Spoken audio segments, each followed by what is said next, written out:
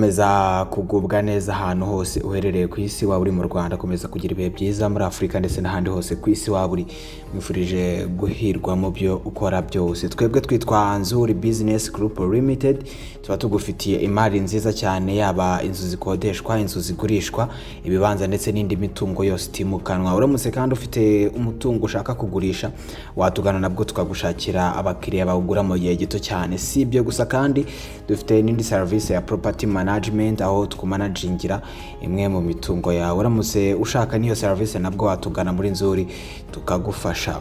Nkuko wabibonye video igitangira rero, tugufitiye inzu nziza cyane igurishwa iherereye Kimihurura. Inzu ifite parking nini, kagira jardin nziza cyane nkuko muri kubibona. Inzu kandi ifite parking yubakiye hajyamo imodoka ebyiri, ifite ibyumba bitandatu, ikagira toilette esheshatu, ubwo no kuvuga ko buri cyumba kigiye gifite toilette na douche, ikagira salon ndetse na salle à manger na cuisine nziza cyane, ndetse ikagira na stock. Ikindi kandi iyi nzu ifite annex nziza cyane, ikagira icyumba cy'umukozi na douche na toilette byo hanze. Inzu kandi yubakishije amatafari ahiye yose, ni inzu nziza cyane nkuko muri kubibona. Nakurarikira kugura niba ufite gahunda yo kugura inzu. Igiciro cyayo ni 350,000,000, ariko zishobora no kuganirwaho.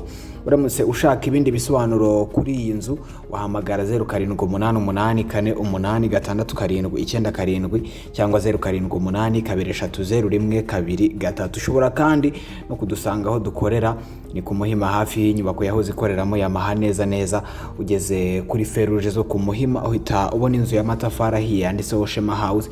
Angaho niho dukorera, niho dufite biro, niho wadusanga uramutse ushaka kudusanga aho dukorera.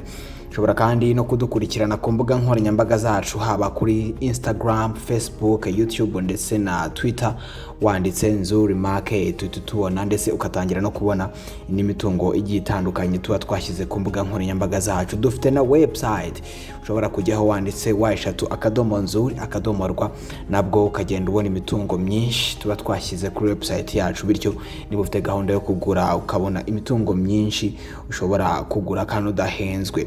Nibagirwe gukora subscribe kuri iyi channel, ndetse unasharing iyi video yoherereze abavandimwe n'inshuti zawe nabo bayibone. Iyo ugeze muri Nzuri uba uri umwami, umukiriya wose uje iwacu aba ari umwami. Nikaze cyane muri Nzuri Business Group Limited.